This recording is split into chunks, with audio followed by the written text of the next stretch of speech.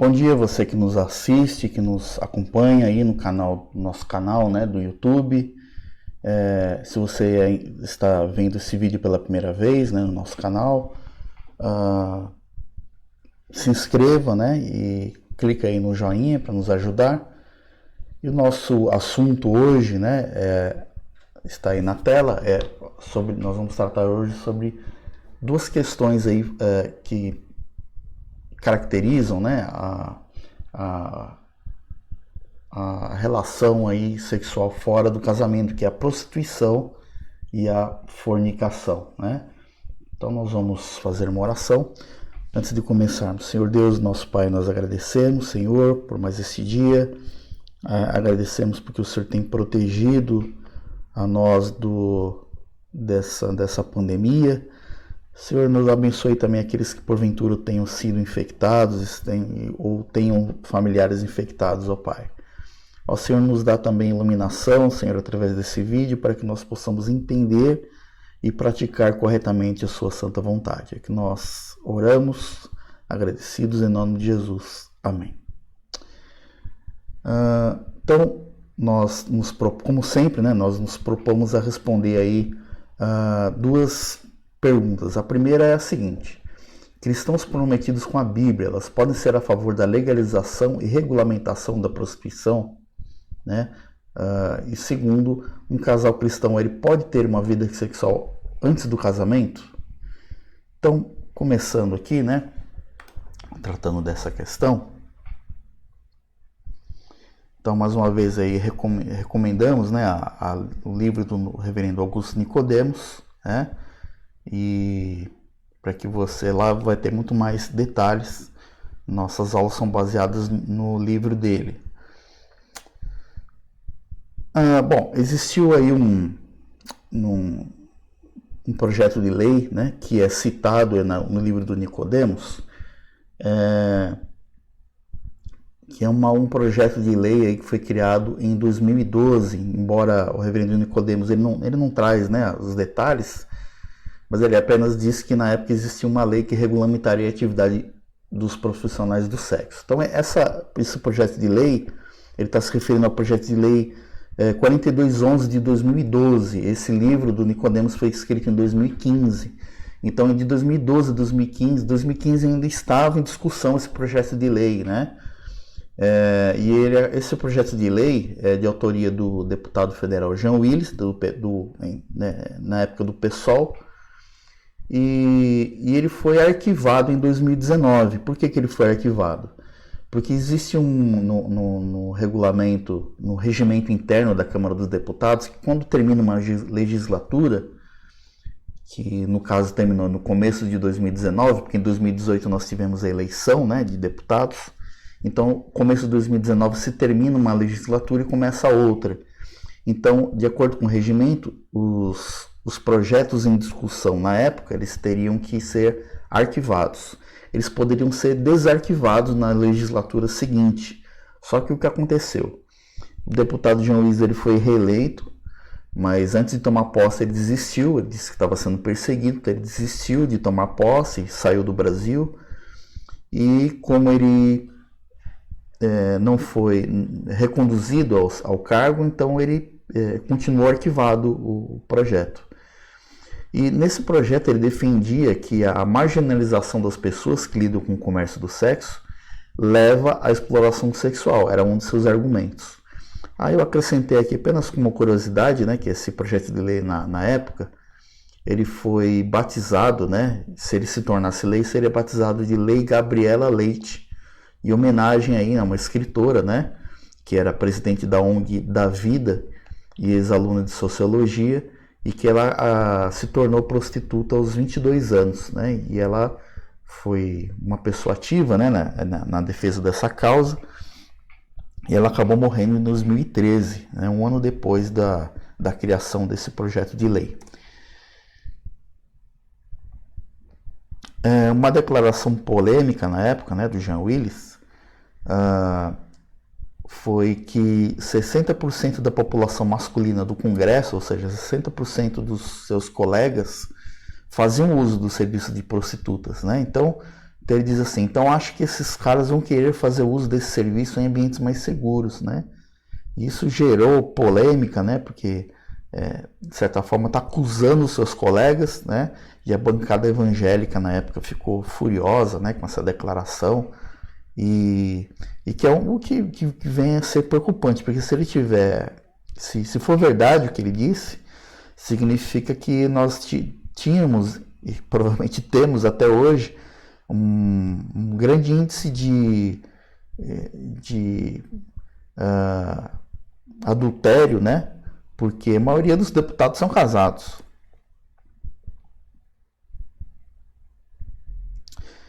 Então, falando aí dos relatos bíblicos, né, a respeito dessa prática aí, né, da prostituição. Então, assim como nós vimos na aula passada sobre a homossexualidade, então nós vimos que era comum na época, né, nos cultos pagãos, né, das religiões das nações vizinhas a Israel, a prática da prostituição no âmbito religioso, né, das religiões pagãs, né?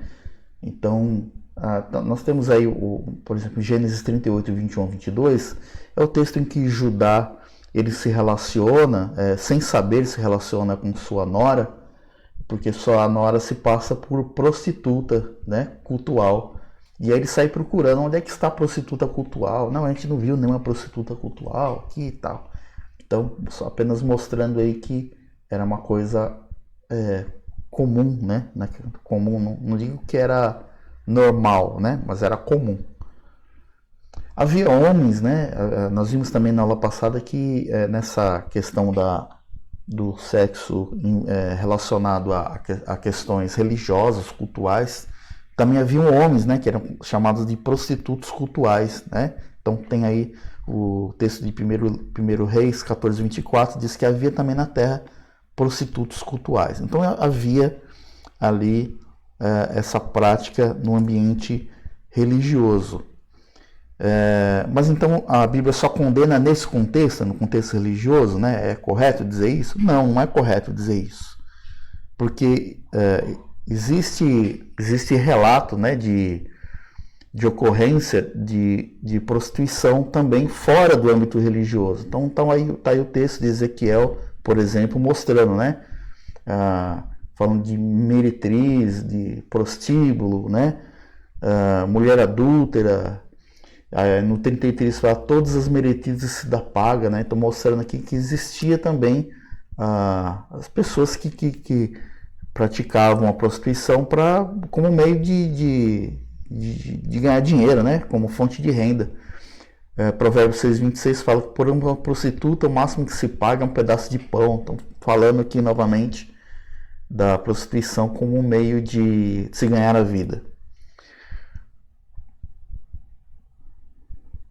Também a prostituição ela é citada como símbolo da idolatria, né? O símbolo aqui como uma metáfora aqui se referindo a falta a infidelidade do povo, né, de Deus para com seu Deus, né? Então fala aqui, por exemplo, Êxodo 24 de 15 a 16 diz que para que não faças aliança com os moradores da terra, não suceda que em se prostituindo eles com os deuses lhes sacrificando alguém que te convide e comas do seu sacrifício. Estão fazendo esse paralelo aí, né? Então, como Deus tinha feito uma aliança com o seu povo, e essa aliança exigia que houvesse fidelidade, né? Então, a infidelidade, por sua vez, é comparada à prostituição. Então, fala aí, tomem mulheres com suas filhas para os seus filhos, e suas filhas prostituindo-se com seus deuses, façam que também os teus filhos se prostituam com seus deuses. Então, Levítico 17:7 diz, nunca mais sofrerão seus sacrifícios aos demônios, né? Com os quais eles se prostituem. Então, claro, não está falando de relação sexual com demônios, mas está falando da relação íntima, ao invés de ser com Deus, ser com demônios. Então, Deus trata isso como prostituição. Também fala que quando alguém se virar para os necromantes e feiticeiros para se prostituir com eles, evidentemente não está falando da prática, né, da relacionamento físico com necromantes e feiticeiros, mas a procura de necromantes e feiticeiros, aqui comparada com a prostituição, né? Já que Deus exigia aqui a fidelidade do seu povo. Então também fala que era terminantemente proibida ao povo de Deus a prostituição. Então fala que um pai não podia obrigar a sua filha a se prostituir para ajudar na renda da família, tá? Levítico 19:29. Havia uma questão também com o sacerdote. O sacerdote não podia se casar com a mulher que fosse prostituta. A gente for ver lá as exigências que são feitas ao sacerdote, era exigido uma vida santa ao sacerdote. Então isso incluía, evidentemente, que ele não se relacionasse com prostituta. Uma outra questão também, que se o filho do sacerdote se prostituísse, né, tá lá no versículo 9, ela deveria ser punida por isso, porque estava desonrando o ministério do pai. Então, diz também que nenhuma mulher, lá em Deuteronômio, que servia no templo, poderia se prostituir. E também nenhum dinheiro ganho com a prostituição poderia ser oferecido como oferta a Deus, né? Poderia ser levado ao templo como oferta a Deus. Então veja como Deus aqui proíbe e abomina essa prática. Então a prostituição de judeus com mulheres pagãs também era um problema e Deus castigava os envolvidos. Está lá a prova disso lá em Números 25, de 1 a 4, Juízes 16:1. Mas evidentemente isso não significava que não tinha prostitutas em Israel. Havia sim prostitutas em Israel. A prova disso está lá no primeiro livro dos Reis 3:16, tem aquele episódio em que duas prostitutas elas disputam ali pela posse de um filho, porque um dos filhos, haviam duas prostitutas e uma delas, o filho havia morrido, e durante a noite uma delas foi lá e trocou as duas crianças, né? Então essa causa é levada a Salomão, né? E Salomão, com muita sabedoria, conduz essa questão, dizendo: não, traz para mim uma espada que eu vou cortar a criança no meio, né? E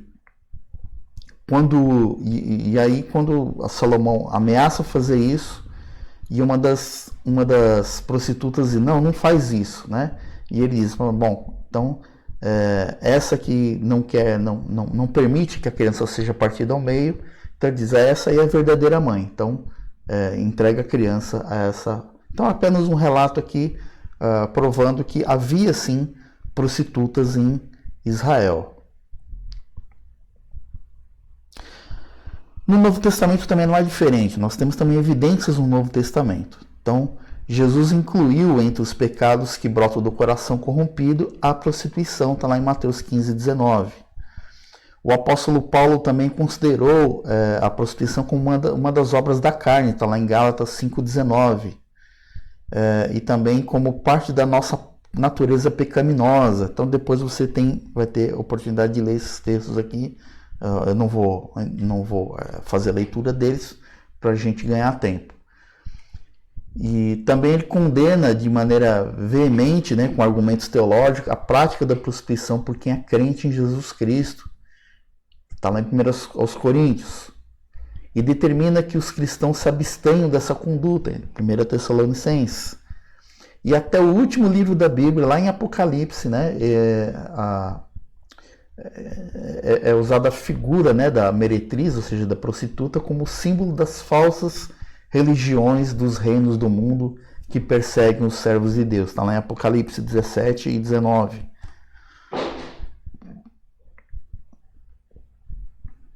E aí você pode se perguntar, assim como nós fizemos na aula passada, então, já que é tão abominável assim, as prostitutas estão fora do perdão de Deus? Não, as prostitutas não estão fora do perdão nem da salvação mediante o arrependimento e a fé, como aconteceu com a famosa Raabe, né? Então lá em Josué 2, narra lá a história de Raabe, que é uma prostituta, né? Que esconde os espias que foram lá olhar aquela terra estranha esses espias são perseguidos e Raabe os protege, os salva, né? E por sua vez Raabe também é salva depois da destruição daquela cidade, da invasão, né, daquela cidade. Então Jesus também ele cita uma parábola lá em Mateus 21, conhecida, chamada parábola dos dois filhos. Então Jesus conta uma história, né, conta uma parábola, diz: haviam dois filhos e ele chegou para o primeiro e disse: vai para a vinha. Ele falou: tá bom, eu vou, e não foi. E para o outro falou: vai para a vinha. Ele falou: não vou, e acabou indo. E ele pergunta, né, qual dos dois, pergunta ali para os religiosos, qual dos dois fez a vontade do Pai, né? E eles responderam, claro, o segundo, né, aquele que falou que não ia e acabou indo. E Jesus usa isso como lição para eles, diz: em verdade vos digo que publicanos e meretrizes, publicanos são aqueles cobradores de impostos que eram muito odiados ali pelo povo na época, né? E aí ele diz o seguinte: publicanos e meretrizes, ou seja, prostitutas, eles vão entrar antes de vocês no reino de Deus. Porque João veio a vós outros no caminho, né, falando aqui, se referindo aqui a João Batista, que veio anunciar a chegada do Messias. Vocês não acreditaram em João Batista, ao passo que publicanos e meretrizes creram, né? Vós, porém, mesmo vendo isso, não vos arrependesses, afinal, para acreditardes nele. Então, falando aí, Jesus falando que havia sim perdão para publicanos, né, cobradores de impostos e prostitutas. O reverendo Nicodemos, ele diz o seguinte, que diante do exposto, diante de todas essas evidências, né, os cristãos jamais poderiam ser a favor de um projeto de lei que regulamenta a prostituição como profissão reconhecida e legítima. Então, embora esse projeto de lei já esteja arquivado, mas podem surgir outros, né, similares. Então ele diz: os cristãos não podem ser a favor disso, né? E até que ele vem em vermelho aí, é muito importante isso, a gente entender que mesmo que fatores sociais e econômicos sejam trazidos como argumentos, né, isso sempre vai ser abominação diante de Deus, sempre vai ser um pecado diante de Deus, né?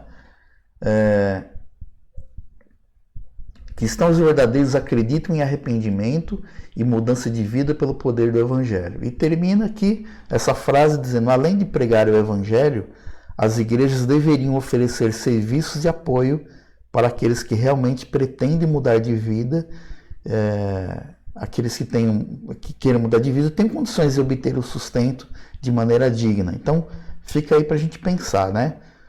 A minha igreja, a sua igreja, será que ela está preparada para receber essas pessoas com amor, recebê-las, orientá-las, né? Tratá-las com carinho? Ou será que se uma prostituta sentar do teu lado no banco da igreja, como é que você vai reagir, né? Tem uma coisa aí para eu e você pensarmos. Aí uma outra questão, né? Uma outra questão que trata do relacionamento sexual fora do casamento é o seguinte, né? Que não é pequeno o número de evangélicos que têm uma vida sexual ativa com o namorado ou com a namorada, né? O que a Bíblia dá um nome para isso, que é fornicação, né? O sexo entre solteiros.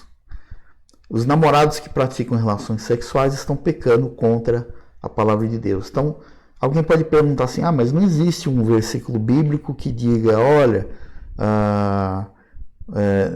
os namorados não tenham relações sexuais, né? Os noivos não tenham relações sexuais, né? O ficante, né? Não seja ficante, né?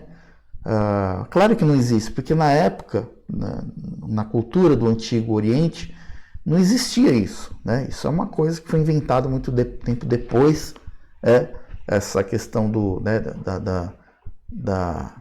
namoro, noivado, negócio de ficar, né, o ficante, isso é tudo invenção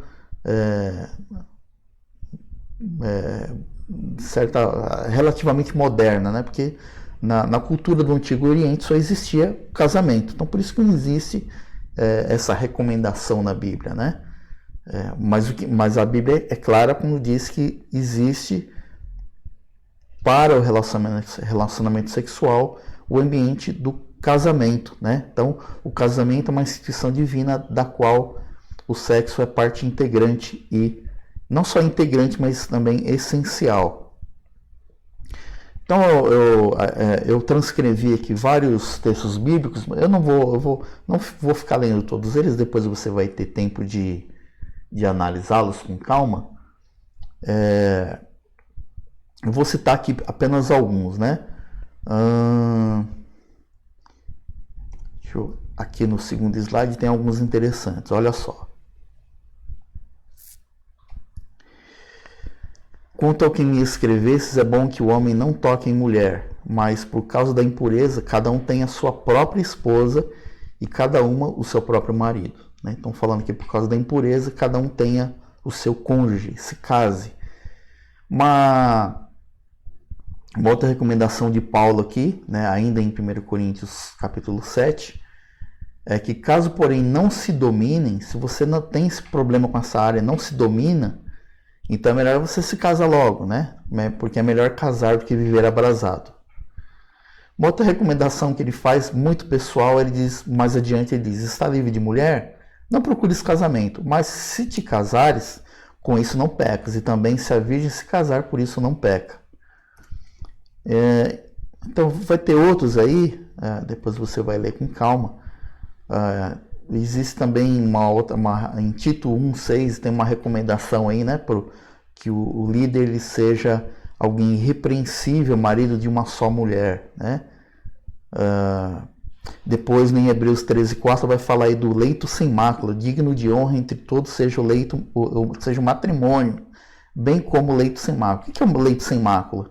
É o leito em que se tem relação sexual lícita, ou seja, dentro do matrimônio.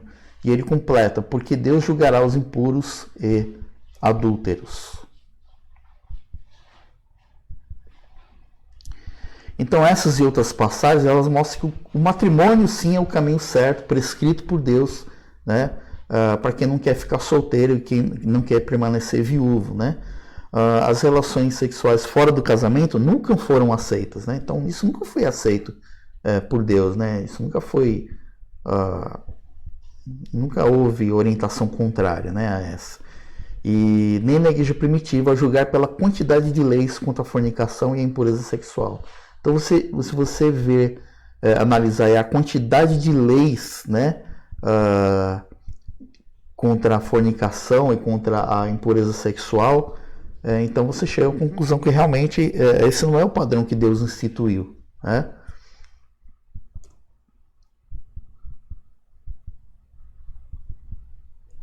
Então, voltando àquela questão, né? Então, muitos podem dizer aí que, defender aí que, mas eu posso ter uma relação segura, né, com meu namorado ou com minha namorada, e é melhor isso do que eu procurar, de repente, como vimos anteriormente, procurar uma prostituta, né? Buscar uma garota de programa. Então, é melhor eu ter uma relação segura, sexual seguro com a minha namorada ou com meu namorado, do que procurar isso. Uma coisa não substitui a outra, um erro não justifica o outro, né? Porque o que falta aí, na verdade, aí, nesse caso, é domínio próprio, né? Que nós temos realmente que ter é domínio próprio, né? Domínio próprio, castidade, submissão à vontade de Deus, que instituiu o casamento, o único ambiente aprovado por ele, instituído para que haja essa relação, né? E nós já chegamos a um ponto que os jovens, eles têm vergonha, né? Numa roda aí, uma conversa, né? Temos aí a foto, né, de jovens conversando. Aí numa conversa dessa pode surgir esse assunto e os jovens cristãos, infelizmente, eles têm, hoje em dia, vergonha de dizer que são virgens, né? Ao invés de ter orgulho, eles têm vergonha, né, de dizer que são virgens, né? E o que é, infelizmente, né, é lamentável. E terminando aqui com uma frase aqui, né, hoje fomos até relativamente rápidos, né? Nossa aula hoje foi rápida. Mas terminando aqui com uma citação aqui do reverendo Nicodemos, ele diz assim: eu tenho compaixão, né, tenho pena dos jovens e adolescentes das nossas igrejas, mas eu sinto uma santa ira, né, ele falando, eu tenho pena dos jovens, mas eu também tenho uma ira, tenho raiva, né, dos libertinos, né, pessoas que levam os jovens a esse tipo de prática como se fosse algo normal. Por exemplo, as novelas, né, as novelas tratam disso, o casal de jovens eles se relacionam, a menina fica grávida e parece tudo normal, tudo tranquilo, né? Não, depois eles se casam, se juntam, ou não, né? Ou nem se casam, o importante é assumir a criança, tal, né? E parece que tudo é normal, né? E o reverendo Nicodemos faz uma consideração aí com relação às pessoas que não só defendem, mas acabam levando as pessoas, aos jovens, a essa prática, né? Acabam apoiando isso e até incentivando. Então ele diz assim: porém há que se ter em mente que o Senhor nos diz: a mim me pertence a vingança, eu é que retribuirei. O Senhor há de retribuir, né? Há de punir, né, essas pessoas que promovem esse tipo de prática no nosso meio. Então, aqui finalizando e respondendo as duas perguntas que nós nos propusemos a responder desde o começo, né? Então, cristãos comprometidos com a Bíblia podem ser a favor da legalização e regulamentação da prostituição a fim de evitar a exploração sexual, que foi lá, né, o argumento lá do deputado Jean Willis. Não, mas o cristão não pode ser a favor, porque não importa os problemas sociais, não importa nada disso. A prostituição sempre vai ser um pecado abominável aos olhos de Deus, né, diante de Deus, e Deus instituiu o casamento para isso, né? Da mesma forma, um casal cristão pode ter vida sexual antes do casamento? Não. Mas não é melhor ter uma relação segura com meu namorado, com minha namorada, do que de repente ir buscar o sexo na prostituição? Não, uma coisa não tem nada a ver com a outra, né? Um erro não justifica o outro. Também o relacionamento pré-nupcial também é condenado por Deus, é abominação, porque não é isso que Deus instituiu. Então, nós ficamos por aqui, né? Espero que tenha sido proveitoso. Se ficou alguma dúvida para você, ou se você quiser fazer algum comentário, comente aí, né, embaixo do vídeo aí no YouTube. E se você fizer uma pergunta aí, eu vou ter o prazer de responder. Que Deus esteja abençoando a sua vida, te guardando nesses tempos de pandemia, e até o próximo domingo.